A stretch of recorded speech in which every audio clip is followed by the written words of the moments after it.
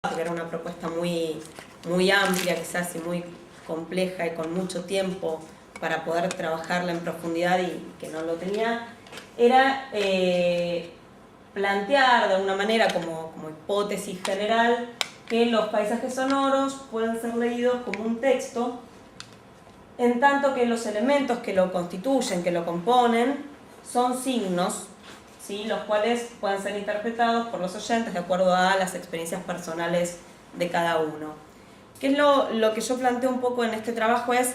nuestro paisaje sonoro o entorno sonoro. Yo en este caso los uso como sinónimo, pero uno de los puntos que está en discusión y que me gustaría también compartir con ustedes y saber las opiniones de otros colegas es si entorno sonoro y paisaje sonoro son efectivamente lo mismo o no. Yo a lo largo de este trabajo lo utilicé como sinónimo y después en algunas revisiones me generó un poco una duda. Pero bueno, en principio la idea es pensar nuestro entorno sonoro, todos los sonidos que nos rodean, como mucho más allá que esos sonidos en sí mismos que por ahí significan o que pasó alguien por la puerta de casa si escuchamos ladrar un perro, o que pasó un auto si lo escuchamos el motor que se va, sino empezar a entender con los valores que exceden lo denotativo, la demostración del objeto, de la referencia, la fuente en sí misma, y empezar a ver de qué otras formas interpretamos esos paisajes o esos entornos y cómo determinan de alguna manera nuestra interacción o nuestra reacción en el medio que nos rodea. Hay como varios puntos con esa hipótesis. La primera es que yo planteo el término texto, por ahí es un término que en primera instancia generó bastante discusión con compañeros, porque quizás tiene una connotación demasiado literaria. Yo la planteé desde una concepción más moderna que tiene que ver con que se puede considerar como texto todo hecho que genere sentido o significados.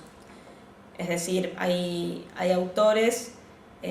como Lotman, por ejemplo, que consideran que una obra de teatro o consideran que una danza puede ser entendido como un texto, porque genera ciertos sentidos y de alguna manera es un vínculo de comunicación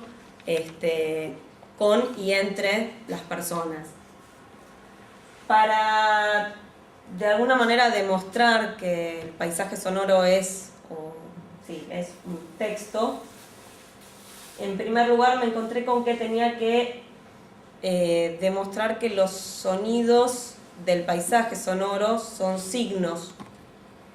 Yo entiendo en este trabajo el concepto de signo desde la visión de Peirce, de que signo es todo aquello que genera un signo más abstracto, o sea, todo lo que significa algo para alguien, que además puede estar en referencia a ese objeto que significa y a su vez generar nuevas significaciones o nuevos objetos que exceden el objeto inicial, ¿sí? Todos los derivados de la semiosis infinita y esa concepción. A partir de ahí, y como todos sabemos, el sonido es netamente polisémico y puede tener cientos de interpretaciones según quién lo lee ese sonido. Me pareció también importante incluir esta cuestión de que esos significados que van a tener esos signos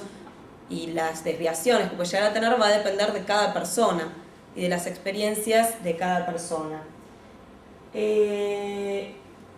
¿Por qué me interesa plantear que el paisaje sonoro es un texto? Fundamentalmente porque yo considero que el paisaje sonoro es un claro indicador de las relaciones del hombre con su entorno y del hombre consigo mismo y con otros hombres. El paisaje sonoro es básicamente es patrimonio cultural, intangible, pero patrimonio cultural, y quizás no hay, hay algunos trabajos, pero no por lo menos acá en Argentina, donde se lo documente, se lo preserve, se lo conserve, cómo se puede conservar un espacio físico, un monumento, un edificio. Yo lo que digo es que los sonidos, y esto toda la escuela de Schaffer lo ha trabajado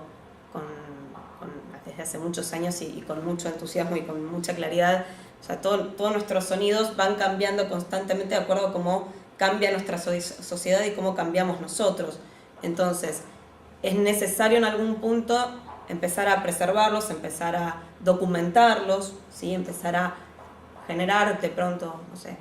fonotecas nacionales. En México hay un proyecto, que ya no es proyecto, es una instalación que es una fonoteca nacional muy interesante, que por ahora estaba trabajando con los sonidos del DF, pero que tiene como objetivo también extender, ¿no?, a los registros de sonidos de todo México. Bueno, un poco el hilo de trabajo era ese, ¿no? Poder entender que este texto, que es el paisaje sonoro, también es depositario de nuestra memoria, de nuestra sociedad, de nuestra historia, y pensarlo como un instrumento o como una herramienta para estudios interdisciplinarios con historiadores, sociólogos, antropólogos, etc. Les voy a contar así muy rápidamente la metodología y algunas conclusiones para poder pasar al otro proyecto que está relacionado, pero antes, como yo me encontré con que yo iba a entrevistar a los vecinos de un determinado área, que es acá cerca, es un barrio de Ituzaingó, y iba a obtener de esas entrevistas muchísimos sonidos, muchísimas ideas respecto a esos sonidos, pero necesitaba clasificarlos o encuadrarlos de alguna manera. Entonces lo que hice fue recurrir a una clasificación para poder de alguna manera medir que sean signos. Yo me encontraba con mi gran problema, que me llevó mucho tiempo por ahí terminar de armar, ¿no?, en esta tesis, tenía que ver con la metodología, y es cómo mido qué es un signo, cómo se mide un signo. Entonces lo que hice fue buscar, yo trabajé y trabajo, vengo de la radio y